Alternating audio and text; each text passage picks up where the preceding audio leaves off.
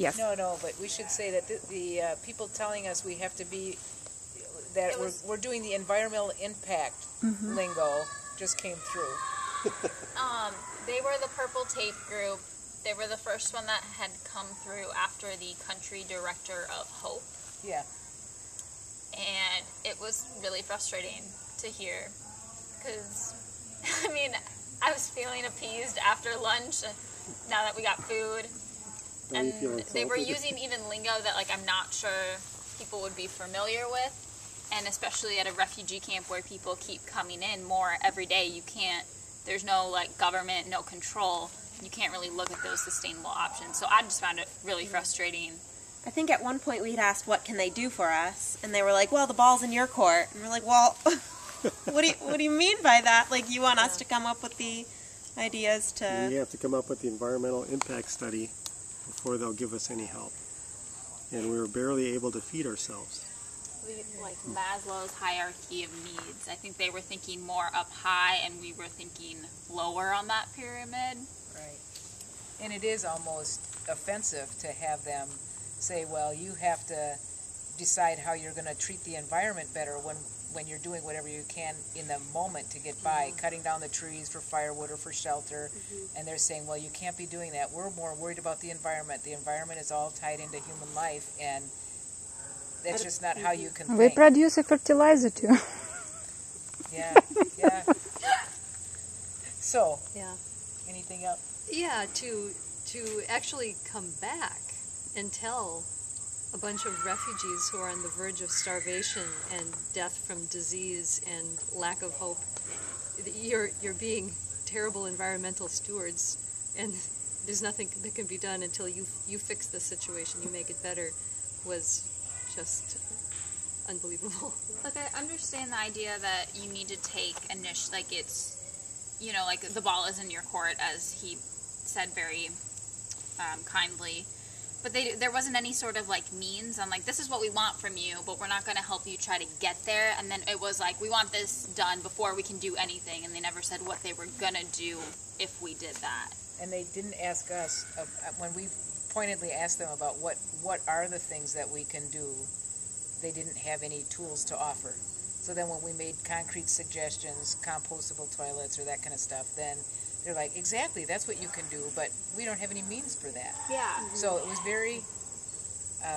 well, they did say we can get you composting toilets, but even that again, is like, that's not a sustainable option for people. Like, you can't just be like, we're going to give you all this stuff and then leave. And so that was the approach that I got from this NGO, that they come in and then they pushed off a lot of the things that we felt we needed as a group to other organizations, saying they'll be coming through, they'll take care of that. Did you talk to them? Are you just telling them? Are you just telling that so we kind of back off? It's interesting that I think that their NGO business model is sustainability and environment, but what they're able to deliver is only geared to the environment, therefore not at all sustainable, because it's not just one of these issues. Right. It's not just one topic.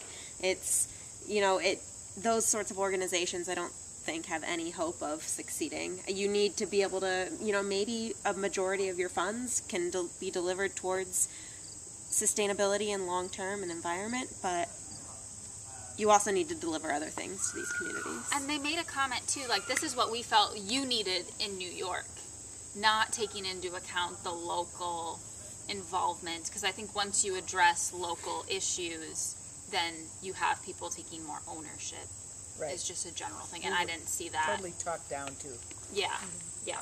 But it's interesting because we've really loved this group beforehand. They brought us candy the first time and gave it. That was the first thing they did. Give us some candy, you know, what is that, like the social psychology? Yeah. Here's some candy. Okay. So maybe it's just sort of that being told, you know, in the beginning, we have all of this hope, you know, maybe we can deliver these things, and then the second time around, just based on what they told us, is why we didn't necessarily like. I wonder how we're going to treat the next group that comes through. Is kind of my next thought. Well, I think this group was probably trying to come up with something so ridiculous to get some reactions. See some different reactions from us. see what would happen. But are they volunteer? They're the participants, you know?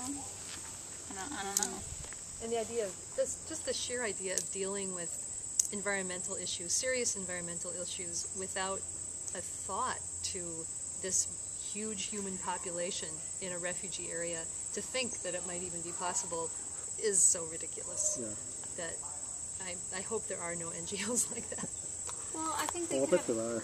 I'm sure there are, but they could have approached it in a different manner. You Like, know? we have things to offer you, so Yeah. that the impact on your environment isn't as great. We can offer this, this, and this. What are you guys interested in? And this Or- will improve Right. your, like, bringing it back to you. It was Right. like, we're going to fix the environment. We're not going to help you. But if you can make that connection, But they more weren't even clear. saying they were going to fix the environment. They Right. were saying you have to fix the environment. that's true. You know, so it really was more of a, we're not working with you. We're coming in and telling you what's wrong, and you have to